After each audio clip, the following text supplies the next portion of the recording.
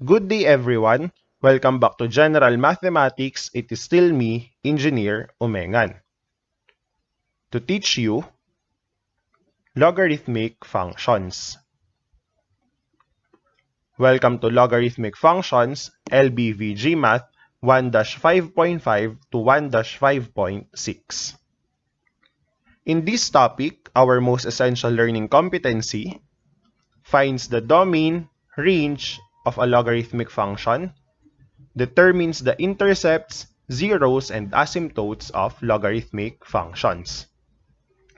The topics covered in this video are domain and range of logarithmic functions, and intercepts, zeros, and asymptote of logarithmic functions.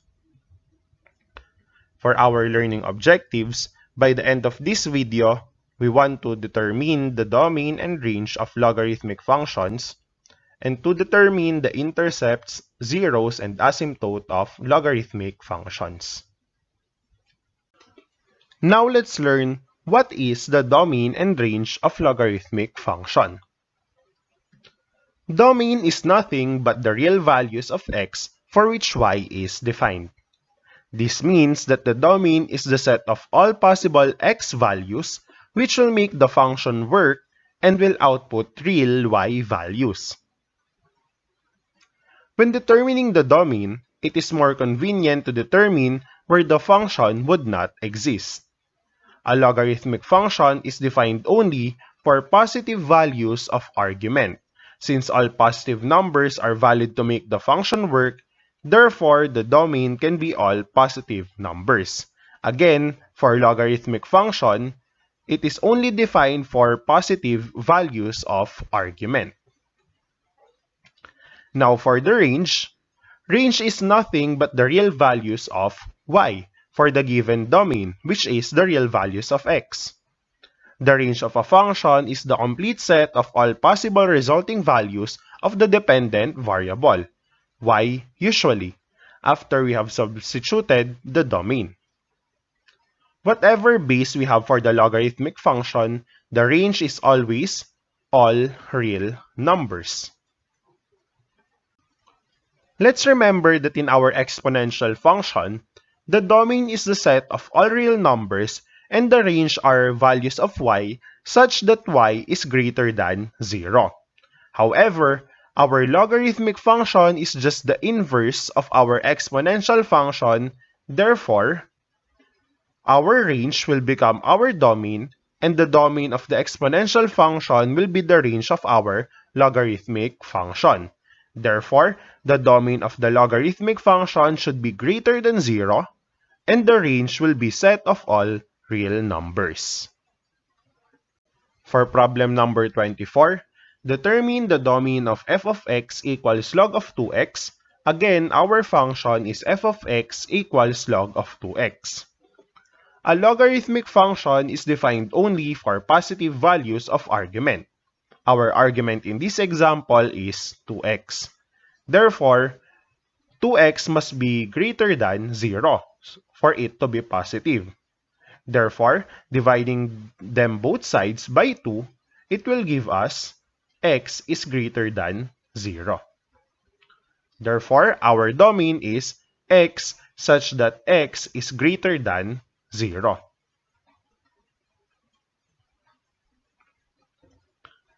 Problem number 25.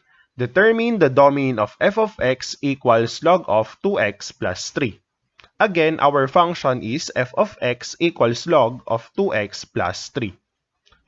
A logarithmic function is defined only for positive values of argument, and that is 2x plus 3.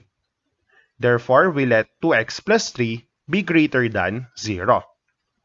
Subtracting 3 both sides, we will have 2x is greater than negative 3. And we divide both sides by 2. That will give us the domain x such that x is greater than negative 3 over 2.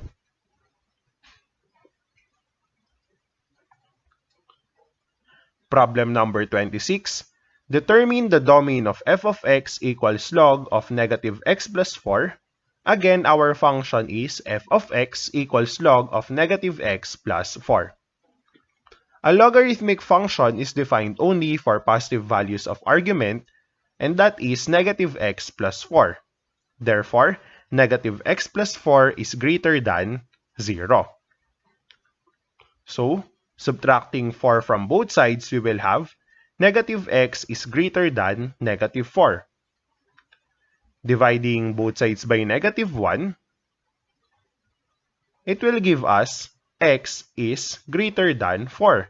However, if we divide both sides by negative 1, we reverse the inequality symbol, giving us the domain is x such that x is less than positive 4. Problem number 27. Determine the range of f of x equals log of x plus 1. F of x equals log of x plus 1. Whatever base we have for the logarithmic function, the range is always all real numbers. Therefore, the range is the set of all real numbers. Problem number 28. Determine the range of f of x equals log of 2x plus 2. Again, whatever base we have for the logarithmic function, the range is always all real numbers. Therefore, the range is the set of all real numbers. And for the last time, determine the range of f of x equals log of negative x plus 4. Again, whatever base we have for the logarithmic function, the range is always all real numbers. Therefore, our range is the set of all real numbers. Now let's discuss the intercept, zeros, and asymptote of logarithmic function. Intercepts are the points at which a graph crosses either the x or y axis, and they are very useful in sketching functions. To solve for the x-intercept, solve for the equation f of x is equal to 0, and to solve for the y-intercept, simply solve for the function if x is equal to 0 or f of 0. Let's remember that the x-intercept is the point wherein the graph passes through the x-axis. At the x-axis, the value of y is equal to 0, thus f of x is equal to 0. Likewise, with y-intercept is the point wherein the graph passes through the y-axis. At our y-axis, x is equal to 0, thus f of 0. Problem number 30.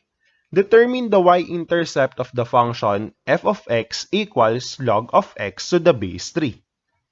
To get the y-intercept, we let x equals 0. Therefore, we will have log of 0 to the base 3 is equal to f of 0. Expressed in exponential form, the logarithmic function log of x to the base a equals b will become, in exponential form, a raised to b equals x. So when we express log of 0 to the base 3 is equal to b, it will become 3 raised to b is equal to 0. However, there is no value of b that will make the equation true. Thus, there is no y-intercept. So in this example, where f of x is equal to log of x to the base 3, we can see that the curve and the y-axis approaches one another but will never touch each other. Therefore, the curve will not intersect the y-axis, thus no y-intercept. Problem number 31. Determine the y-intercept of the function f of x equals log of x plus 2 to the base 5. To get the y-intercept, we let x equal 0. Therefore, we will have log of 0 plus 2 to the base 5 equals f of 0, or log of 2 to the base 5, and that will be f of 0 is equal to log of 2 to the base 5. Or f of 0 equals 0.431. Thus, the y-intercept is 0, 0.431. Let's remember that the y-intercept is a point, therefore it will have x and y components. Our x at y-intercept is x is equal to 0. In this example, where f of x is equal to the logarithm of x plus 2 to the base 5, we can see that the curve passes through the y-axis at this point 0, 0.431. Therefore, the point where the graph passes through the y-axis, that is our y-intercept. Problem number 32. Determine the y-intercept of the function f of x equals log of 3x plus 7. To get the y-intercept, we let x equals 0. Therefore, we have f of 0 equals log of 3 times 0 plus 7, and that will give us log of 7. And log of 7 is equal to 0.85. Thus, the y-intercept is the point 0, 0.85. In this example, f of x equals log of 3x plus 7. We can see here that the graph passes through the y-axis at this point. And this point is represented by 0, 0.845. And this point is our y-intercept. Now for the zeros of logarithmic function, to solve for the zeros, solve for the equation f of x equals 0. Let's remember that zeros of logarithmic functions is the value of x in the x-intercept. Basically, the x-intercept is a point where the graph passes through the x-axis. However, for the zeros of logarithmic function, we are just basically solving for the x-intercept, but instead of expressing it in point form, we will just get the x value. So for example, problem number 33, determine the x-intercept of the function f of x equals log of x plus 2 to the base 5. So to get the x-intercept, we let f of x be equal to 0. Therefore, we will have log of x plus 2 to the base 5 is equal to 0. And expressing this in exponential form, so from logarithmic form, we have log of x to the base a equals b. It will become exponential form, which is a raised to b equals x. So from log of x plus 2 to the base 5 equals 0, that will become 5 raised to 0 equals x plus 2. However, 5 raised to 0 is equal to 1, therefore giving us 1 equals x plus 2. So subtracting 2 from both sides, that will give us x equals negative 1. Therefore, our x-intercept, again, x-intercept is in point form, that will give us negative 1, 0. However, if we are asked for the zeros, we will just get the x value, which is negative 1. So in this example, our function is f of x equals log of x plus 2 to the base 5. We can see here that the graph passes through the x-axis at the point negative 1, 0. The point where the graph passes through the x-axis is our x-intercept. Now, taking its x value, that is the 0 of the function. Problem number 34. Determine the x-intercept of the function f of x equals log of 3x minus 17. Again, to get the x-intercept, we let f of x be equal to 0. Thus, giving us log of 3x minus 17 equals 0. Expressing this in exponential form, so from logarithmic function, which is log of x to the base a equals b, it will become exponential form, which is a raised to b equals x. However, we know that if we don't have a subscript or a base, it automatically means it is 10. Therefore, we will have log of 3x minus 17 to the base 10 is equal to 0, it will be expressed in exponential form as 10 raised to 0 equals 3x minus 17. And 10 raised to 0 is equal to 1, and that will give us 1 equals 3x minus 17. Adding 17 to both sides, that will give us 18 equals 3x, and dividing both sides by 3, that will give us x equals 6. Therefore, the x-intercept in point form is 6, 0, and for the zeros, we will just get the x value, and that is x equals 6. The function f of x equals logarithm of 3x minus 17 is represented by this red curve. Our curve passes through the x-axis at the point 6, 0. The point where the graph passes through the x-axis is our x-intercept. Now for our 0, we will just take the x value. In this case, 6.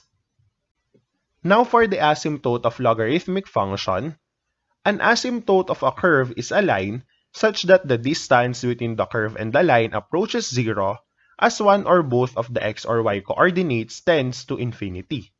There are 3 kinds of asymptotes: horizontal, vertical, and oblique asymptotes. A logarithmic equation in which x is the dependent variable, in case of the given, will have a vertical asymptote.